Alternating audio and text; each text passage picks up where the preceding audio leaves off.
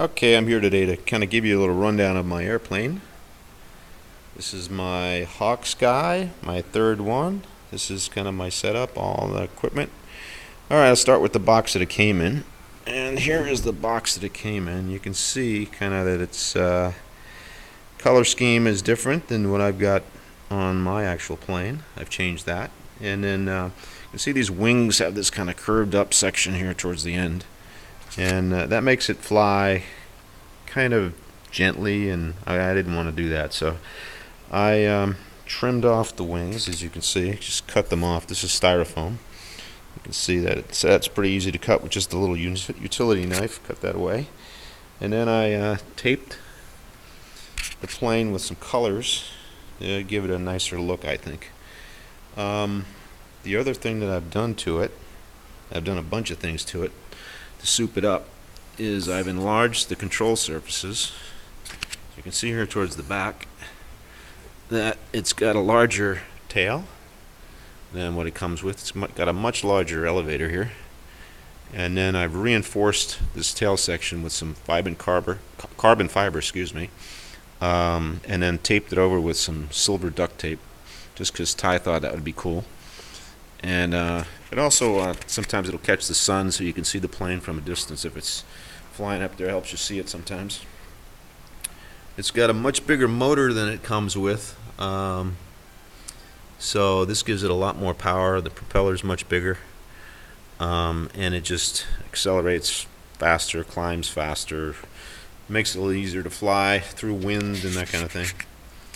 And I've got my little kind of checklist, because I've flown it a couple of times and forgotten to do stuff, and you don't want to get up in the sky and find out that you forgot to check something out, because the plane will fall out of the sky, which is not good. And my little return to sender notice here with a $100 reward, since the plane itself has about $400 worth of stuff on it. This plane is about $100, about $120. But I put all kinds of electronics and stuff with the upgraded motor and all that stuff and time into it, so I don't want to lose this thing if I can avoid it. So, starting with the canopy here, this is just a plastic soda bottle that I replaced the actual canopy that it comes with, because I needed room underneath it, and the canopy that it comes with is just a foam insert, so that you can get the battery in and out. All this electronics here is custom replacement stuff that I found through some enthusiast groups on the internet. This here is an Autopilot board.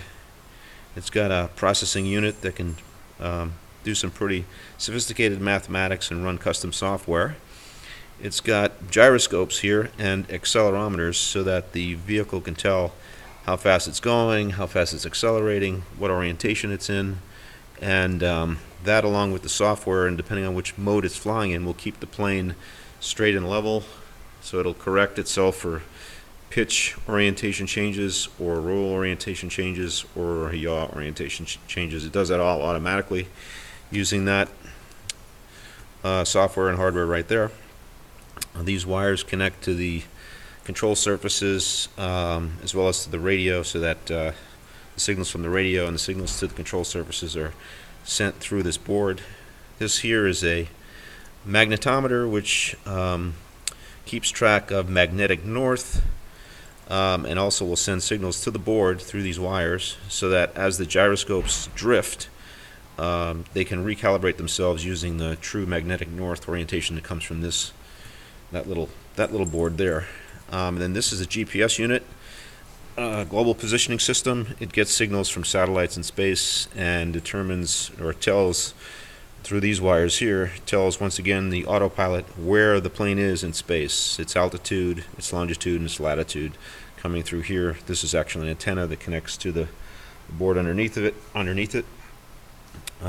This is actually a second version of the camera I'm holding in my hand.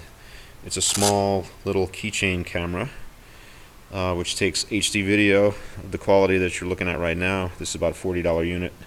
Rechargeable USB connection, and then a replaceable memory cards are used to store the video.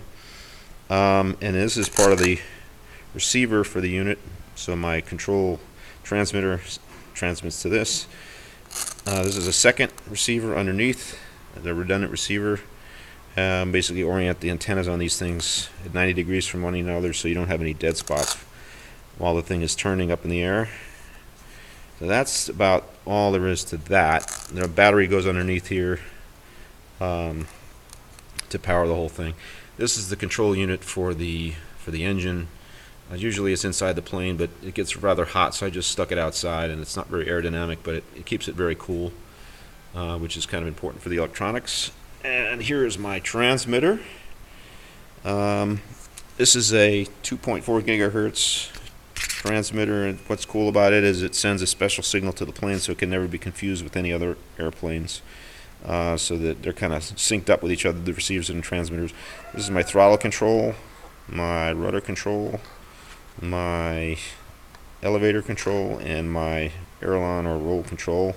I have a 3-position switch here to turn on the autopilot, turn off the autopilot, turn on the autopilot, and tell it to fly in a pre-programmed mode so it can fly a course of latitude, longitude, and altitude points. And if I turn off the transmitter, if it ever loses signal, this autopilot will actually fly the plane back to its launch point. So hopefully I should never lose the airplane again.